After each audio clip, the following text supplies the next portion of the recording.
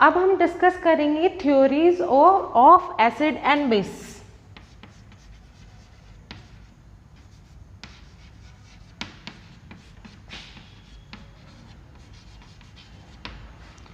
अब हमारे पास है theories of hard acids and hard and soft acid base. इसमें हमने फर्स्ट थ्योरी ली है theory of electronegativity.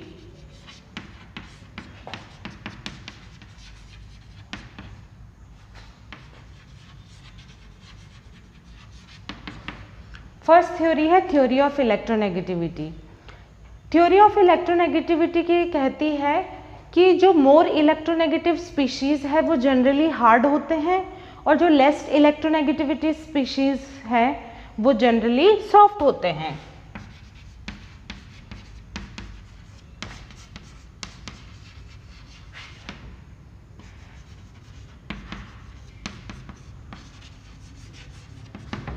First theory इसने ये दी थी कि हार्ड जो मोर इलेक्ट्रोनेगेटिव स्पीशीज़ है वो जनरली हार्ड हैं और less electronegative species generally soft है। जैसे हम दो तरह के आयंस लेते हैं,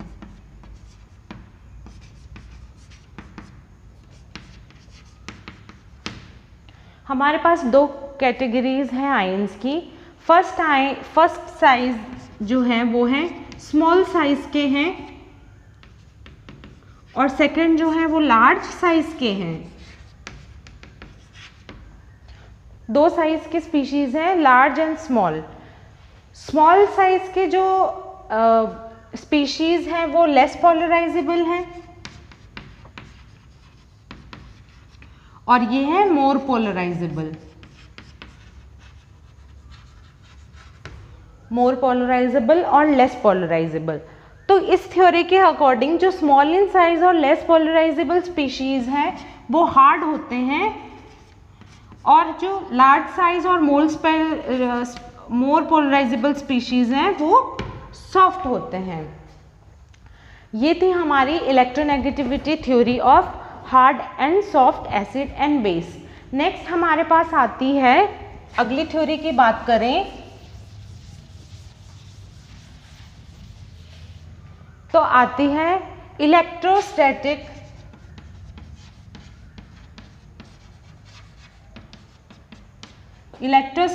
theory of interaction. Electrostatic theory of interaction.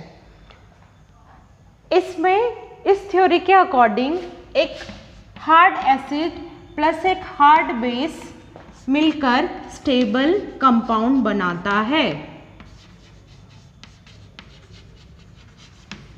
एक हार्ड एसिड और हार्ड बेस मिलके एक स्टेबल कंपाउंड बनाता है और ये जो स्टेबल कंपाउंड बन रहा है इसमें क्या होती है, इलेक्ट्रोस्टैटिक फोर्सेस इसके अंदर पाई जाएंगी। इलेक्ट्रोस्टैटिक फोर्सेस, ये इलेक्ट्रोस्टैटिक फोर्स किसके ऊपर डिपेंड करेंगी, पॉजिटिव आयन के ऊपर और नेगेटिव आयन की इलेक्ट्रोस्टैटिक एनर्जी या इलेक्ट्रोस्टैटिक इंटरैक्शन के ऊपर। तो इन दोनों में जो इंटरैक्शन है वो प्योरली आयनिक है। तो हम ये कह सकते हैं कि इलेक्ट्रोस्टैटिक जो थ्योरी के अकॉर्डिंग जो स्पीशीज के बीच जो इंटरैक्शन है वो प्योरली आयनिक है। जैसे कि हम एग्जांपल लेते हैं Li plus F negative gives LiF। तो इन दोनों स्पीशीज के बीच जो इंटरैक्शन है वो प्योरली आयनिक है। अब हम देखते हैं कि इलेक्ट्रोस्टैटिक इंटरैक्शन या इलेक्ट्रोस्टैटिक एनर्जी जो होती है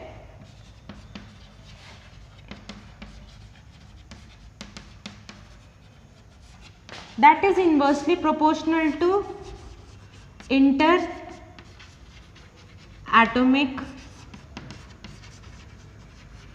distance।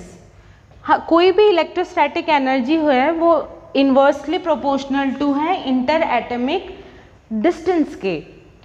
अब इंटर एटॉमिक डिस्टेंस क्या है कि अगर किसी स्पीशीज़ का जो साइज़ है अगर वो कम है, अगर स्पीशीज़ का साइज़ कम है और इंटर एटॉमिक डिस्टेंस है, तो उसके बीच की जो इंटर एटॉमिक इलेक्ट्रोस्टैटिक एनर्जी है वो बहुत ही ज़्यादा होगी। तो जो इंटरेक्शन है वो बहुत ही स्ट्रॉन्ग होगा, हम ये कह सकते हैं कि बहुत ही स्ट्रॉन्ग होगा। अब कोई इंटर एटॉमिक डिस्टेंस अगर कोई स्पीशीज़ का बड़ा है और दो आयंस के बीच में डिस्टेंस बहुत ज़्यादा है, तो एनर्जी ऑटोमेटिकली कम हो जाएगी, क्योंकि जो रिलेशन है वो इन्वर्सली प्रोपोर्शनल है। तो इस एनर्जी के बेसिस पे हम सिर्फ जो हार्ड एसिड और हार्ड बेस का जो कॉम्बिनेशन था कंपाउंड बनाने के लिए, उसको एक्सप्लेन कर पाए। तो इसका लिमिटेशन ये है कि this is not applicable for soft acid and soft base. This theory is not applicable for soft acid and soft base, क्योंकि उसके अकॉर्डिंग तो फिर स्टेबल कंपाउंड बन ही नहीं पाएगा, क्योंकि इसके लिए इंटर एटॉमिक डिस्टेंस बढ़ जाता है।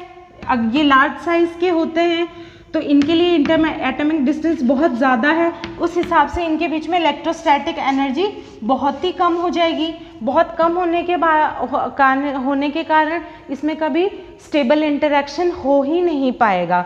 तो इसका लिमिटेशन ये है कि it does not explain the stable compound formation of soft acid and soft base.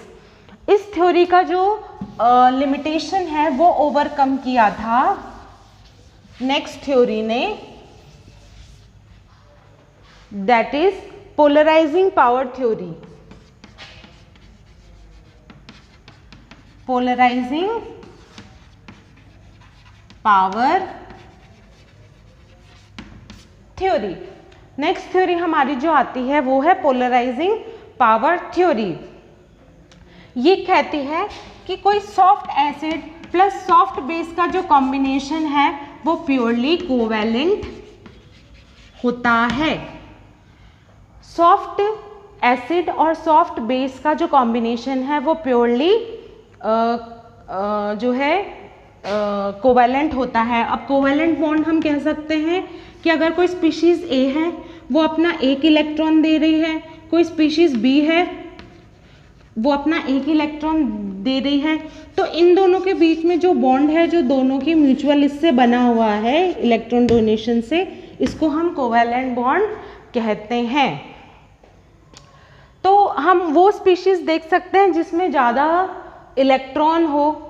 अगर ज़्यादा इलेक्ट्रॉन होंगे तो साइज़ ज़्यादा बड़ी होगी, साइज़ मोर इलेक्ट्रॉन के पास मोर पोलराइजिंग पावर होगा, और मोर पोलराइजिंग पावर की वजह से फिर जो कंपाउंड फॉर्मेशन है वो इजी हो जाएगा। तो ये इस कैटेगरी में फॉल करते हैं कंपाउंड एलिमेंट्स जैसे Ag+, Pd+2, Pt+2 और लिगेंड्स जैसे S2, I-। This theory is applicable for such soft acids and soft bases. Next theory जो हमारी आती है वो है pi bonding theory.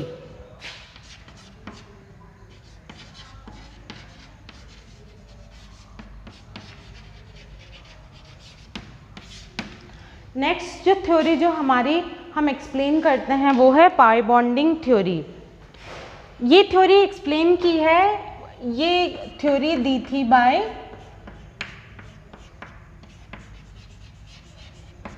Cat.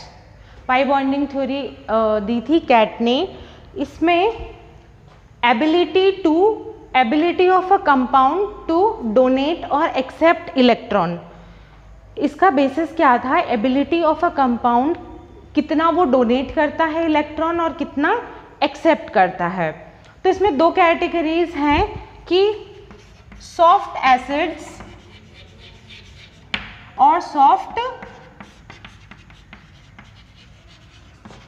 Basis. इस थ्योरी ने सॉफ्ट एसिड्स को है पाई बॉन्ड डोनर्स के रूप में क्लासिफाई किया है,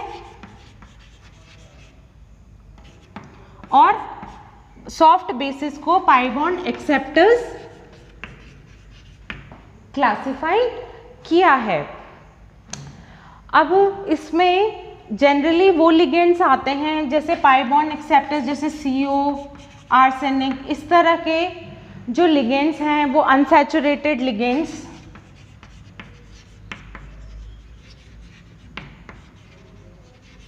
अनसैचुरेटेड लिगेंड्स जिसमें क्या जिसमें पाई डोनेशन की जो कैपेसिटी है वो बहुत ज़्यादा है।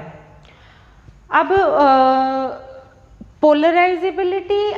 Polarisability of soft acid and soft base increases with pi bonding.